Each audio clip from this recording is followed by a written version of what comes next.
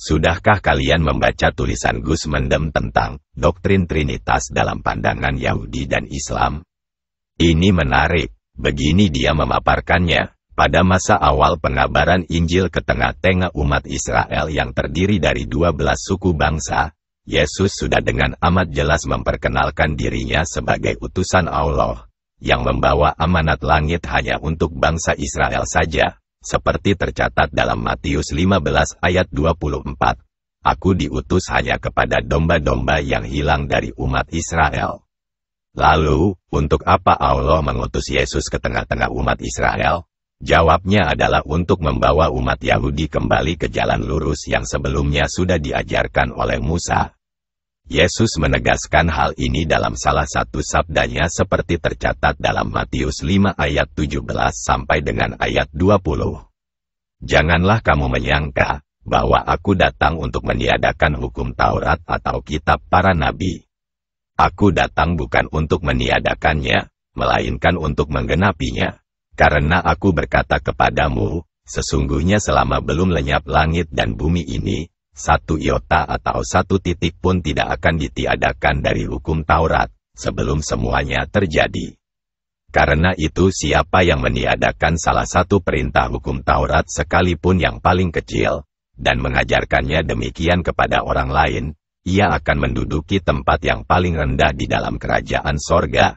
Tetapi siapa yang melakukan dan mengajarkan segala perintah-perintah hukum Taurat, ia akan menduduki tempat yang tinggi di dalam kerajaan sorga. Maka aku berkata kepadamu, jika hidup keagamaanmu tidak lebih benar daripada hidup keagamaan ahli-ahli Taurat dan orang-orang Farisi, sesungguhnya kamu tidak akan masuk ke dalam kerajaan sorga. Artinya, Yesus mengajarkan syariah yang sama seperti apa yang diajarkan oleh Musa. Di antaranya adalah sembahlah hanya Allah saja, satu-satunya Tuhan yang benar dan yang Maha Esa, supaya ketika mati nanti, maka jika Tuhan menghendaki, mudah-mudahan masuk sorga. Oleh karena itu, umat Yahudi harus mematuhi ajaran Taurat, tidak seperti umat Paulus yang percaya begitu saja pada bualan rasul gadung mereka, yang menggantungkan nasib kekal di akhirat nanti pada doktrin penebusan dosa di tiang salib, yang sejak dunia diciptakan sampai kiamat nanti sekalipun, tidak pernah dan tidak akan pernah diajarkan oleh Nabi Allah yang manapun juga. Dan seperti kita semua sudah tahu, tidak sekalipun Musa pernah menyebut kata dosa asal, penebusan dosa di tiang salib, jaminan sorga, apalagi tentang Tuhan Trinitas, atau Tritunggal.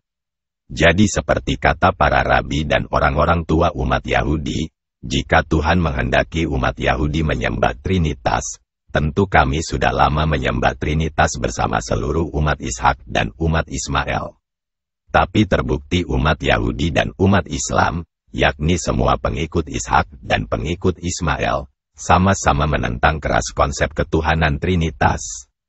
Artinya, mereka tahu secara pasti bahwa Tuhan tidak menghendaki siapapun untuk menyembah Trinitas. Jelas ya. Salam bagi umat yang mengikuti petunjuk.